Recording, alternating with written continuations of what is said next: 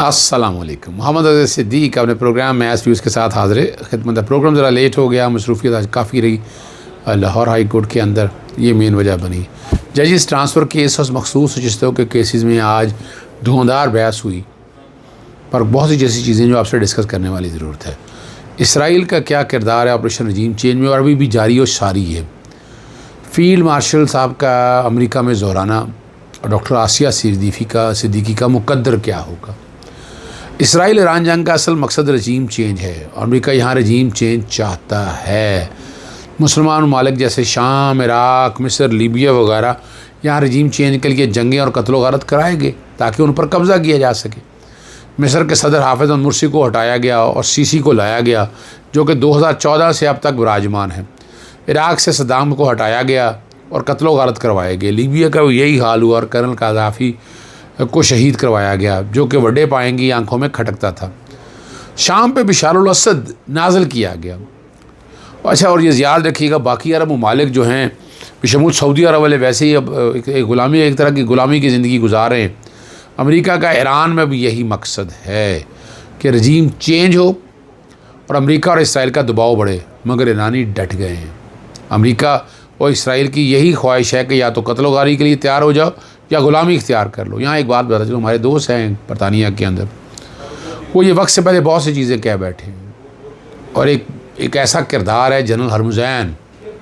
Time मिले तो ढूंढिएगा, आप लोगों को समझ आएगा कि जनरल हरमुज़ैन कौन था और क्या निज़ाम चल रहा है। मुझे डर और खौफ है कि शिया सुन्नी फसाद की तरफ बात ना चली जाए, उससे रुकना बड़ा ज़रूरी है। शिया सुन्नी भाई भाई हैं, इसलिए ये बहुत ज़रूरी है। एक बात मैं और आपके सामने इसीलिए करना चाहता हूँ ताकि आप समझ सकें, और हमें रुकना है।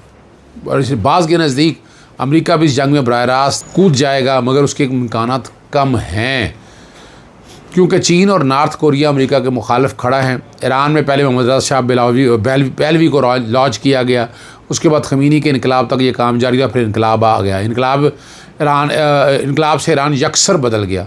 मोहम्मद रज़ा शाह पहलवी की ग्रैंड डॉटर की शादी एक अमीर बिजनेसमैन यहूदी से कर दी गई, और बाज़ मुहक्किकीन के मुताबिक अमेरिका दूसरा इसराइल वाले भी पहलवी वाला जरासीम दोबारा ईरान में दाखिल करना चाहता है, जिसके लिए सब फसाद जो है वो बर्पा किया। ये आप समझ सकते हैं कि ये तज़ीहात हैं, ये हालात और वाक़यात के ऊपर एक इंडिपेंडेंट एक ओपिनियन है।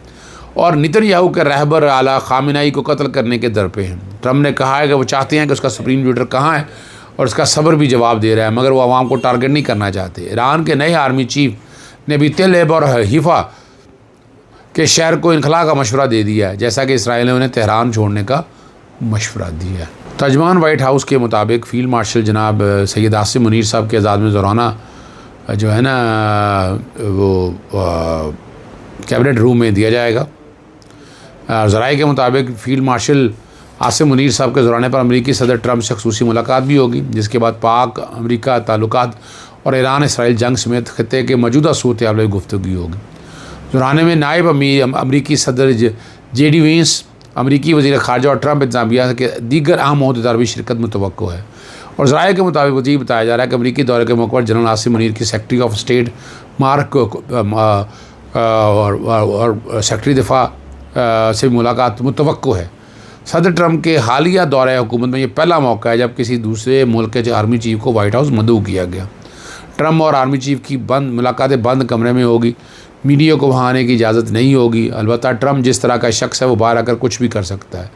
मुलाकात की बातें लग भी पता जाती हैं। दो पॉसिबिलिटीज़ हैं, एक तो अमेरिका आगे एजेंडा क्या लेके जाना चाहता है। अमेरिका इस इलाके में अपनी बरीयत है वो बरकरार रखना चाहता है, अपनी बड़ाई बरकरार रखना चाहता है।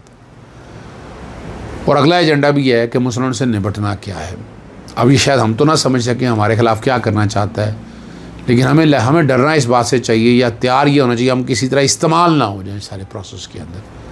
ये ज़रा गौर तलब बात है जो मैं बात कर रहा हूँ, कि हम इस्तेमाल ना हो जाए। और अमेरिका में डॉक्टर आफिया सिद्दीकी की रिहाई और वतन वापसी से मुतल्लिक़ केस में दफ्तर ख़ारजा ने अमेरिकी अदालत में आफिया सिद्दीकी की रिहाई से मुतल्लिक़ हुकूमती अदालती मुआवन के लिए अटॉर्नी जनरल ऑफिस से कानूनी राय मांग ली है। अमेरिका में कैद डॉक्टर आफिया सिद्दीकी की रिहाई और वतन वापसी से मुतल्लिक़ केस अटॉर्नी जनरल ऑफिस की हुकूमती जवाब जमा कराने के लिए अदालत से 10 रोज़ की मोहलत तलब की है। अदालत ने एडिशनल अटॉर्नी जनरल की 1 हफ़्ते की मोहलत देने की इस्तदा मंजूर कर ली है। जस्टिस सरदार एजाज़ इसहाक़ खान बड़ी क्लैरिटी के साथ काम कर रहे हैं। जजिस ट्रांसफ़र केस की तरफ चलते हैं। जस्टिस नईम अफगर अफ़गान ने इस्तफसार किया कि लाहौर हाई कोर्ट से ट्रांसफ़र होने जैसे सरफराज डोगर लाहौर हाई कोर्ट में 15वें नंबर पर थे। 14 जजिस को छोड़कर 15वें नंबर के जजिस को क्यों लाया गया? रिकॉर्ड से बताएं, वजह कोई वजह तो होगी। एडवोकेट जनरल पंजाब अमजद परवेज़ ने कहा कि जस्टिस सरफराज डोगर जिस हाई कोर्ट से ट्रांसफ़र हुए और जिस हाई कोर्ट में ट्रांसफ़र दोनों चीफ जस्टिस प्रोसेस में शामिल थे। 14 जजेस इस अदालत के सामने नहीं आए। और जस्टिस नईम अफगर अफ़गान ने रिमार्क्स दिए कि 14 जजेस का हमारे सामने मौजूद होना ज़रूरी नहीं है। इसका मतलब है कि 14 जजेस काबिल नहीं थे, या मुतल्लिका हाई कोर्ट का चीफ जस्टिस ने कहा कि हम 14 जजेस काबिल नहीं हैं, 15वें नंबर को जज को भेज दें। अब जजिस तबादला के केस के समाअत के दौरान जस्टिस नईम अफगर अफ़गान ने वकला से मुकालमा करते हुए कहा, जुल्फ़िकार अली भुट्टो केस में जजिस वकला को कहते रहे जल्दी दलाइल मुकम्मल कर लें, ताख़ीर ना करें। वकला के तवील ट्रायल के सबब केस ताख़ीर का शिकार होता रहा और जजेस रिटायर होते रहे। जो फ़ैसला आया वो हमारे सामने है, लिहाजा आप भी केस में अपने दलाइल को जल्द मुकम्मल कर लें। ये बड़ी ज़बरदस्त बात उन्होंने कही है। और भारतीय सेक्रेटरी खारजा ने डोनाल्ड ट्रंप को कहा है कि भारतीय वज़ीर-ए-आज़म नरेंद्र मोदी ने अमरीकी सदर डोनाल्ड ट्रंप को कहा है कि भारत पाकिस्तान से तनाज़ात पर तीसरे फरीक की सालसी कबूल ना करे। और शायद वो जस्टिस मोहम्मद अली मज़हर की तरह भूल गए, क्योंकि ये जंग बंदी जो ट्रंप ही ने करवाई है। और जस्टिस सईद मंसूर अली शाह ने बड़ा ज़बरदस्त एक फ़ैसला दिया है, और मैं फ़ैसला कोट भी कर रहा हूँ, इस्तेमाल भी कर रहा हूँ।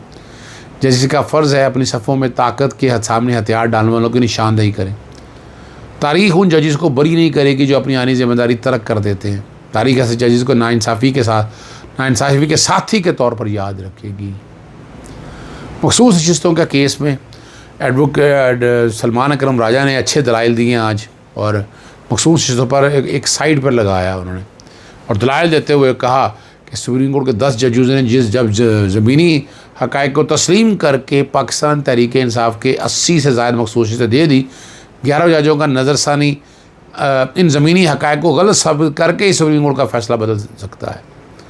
हमने 13 जनवरी के फ़ैसले के बाद दोबारा दरख्वास्त दायर की, मगर वापस कर देगी। जैसे जमाल मंदू खान ने कहा कि PTI की दरख्वास्त जजेस ने वापस नहीं की। सलमान अकरम राजा ने कहा कि रजिस्ट्रार ऑफिस सुप्रीम कोर्ट का अहम ओहदेदार है। जैसे जमाल मंदू खान ने मुकालमा करते हुए कहा, रजिस्ट्रार ऑफिस एतराज़ात के ख़िलाफ़ अपील दाखिल हो सकती थी। इस पर सलमान अकरम ने कहा उस वक्त हमें बताया गया कि इंतखाबात से मुताल्लिक़ कोई अपील भी नहीं सुनी जाएगी, और लाइव समाज से सिर्फ बयानिए ही सामने आएंगे जो अदालती नज़ीर के लिए इस्तेमाल होंगे। इसका फ़ैसला वही होगा जो पहले से लिखा जा चुका। यानी कितनी चीज़ें हैं रिकॉर्ड के ऊपर। कागजात नामजदगी के साथ क्या हाल हुआ, रिटर्निंग ऑफिसर अदालत से लेने थे, उसके हवाले से क्या हुआ, ये अब सारे रिकॉर्ड, ये सारी चीज़ें रिकॉर्ड के ऊपर है। प्रपोजर सेकेंडर के साथ क्या जुल्म किया गया, कागजात छीने गए, फिर सिंबल ले लिया गया, और फिर कागजात नामजदगी के साथ पार्टी टिकट नहीं जमा कराने दिया गया, इलेक्शन कमीशन ने वसूल ही नहीं किया। अब हम ये कहें कि जनाब ये चीज़ें रिपोर्ट नहीं हुई या पता नहीं आंखें हमारी बंद है, ये तो ज़्यादती है ना। सारा कुछ तो आपके सामने हुआ है, एक एक चीज़ रिकॉर्ड के ऊपर है।